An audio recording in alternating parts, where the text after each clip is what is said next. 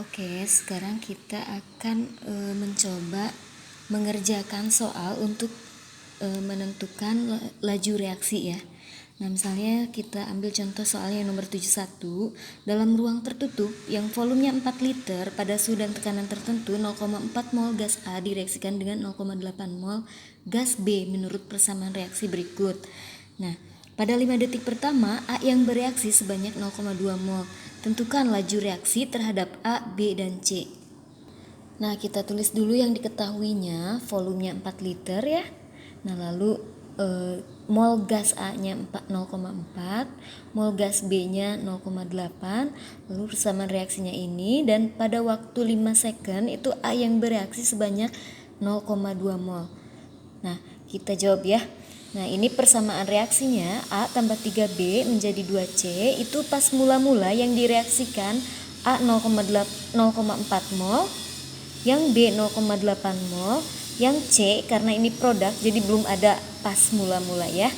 Nah, lalu setelah bereaksi 5 second itu A yang bereaksi itu 0,2 mol. Jadi kita simpan di sini 0,2 mol.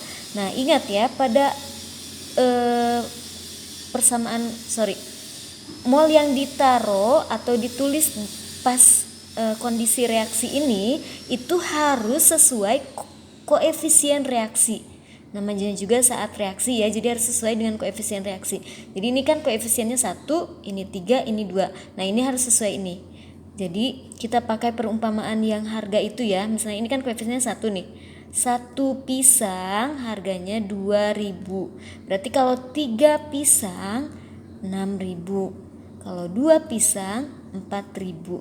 Nah, ini artinya pada saat 5 detik atau 5 second A yang bereaksi 0,2 mol, sedangkan B yang bereaksi 0,6 mol, dan C yang dihasilkan itu sebanyak 0,4 mol.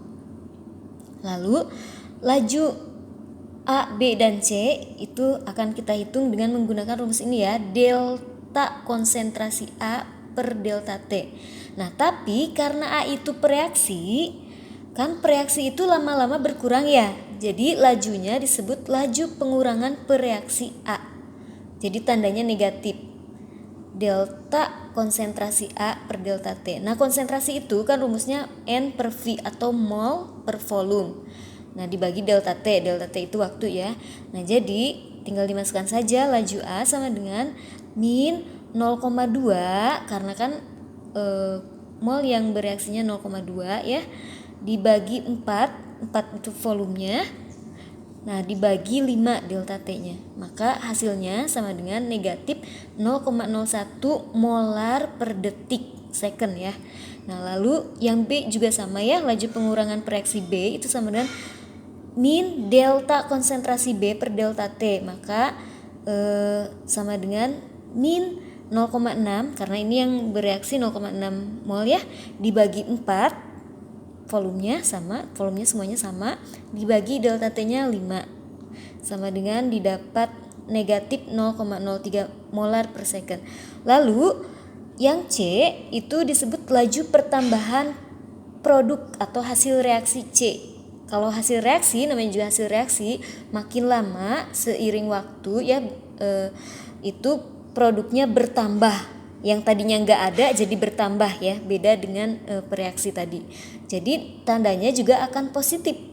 Jadi laju C itu positif ya tandanya, delta konsentrasi C per delta T. Nah, konsentrasi C yang bertambah itu sebesar 0,4 mol dibagi 4 liter dibagi delta T-nya 5 second.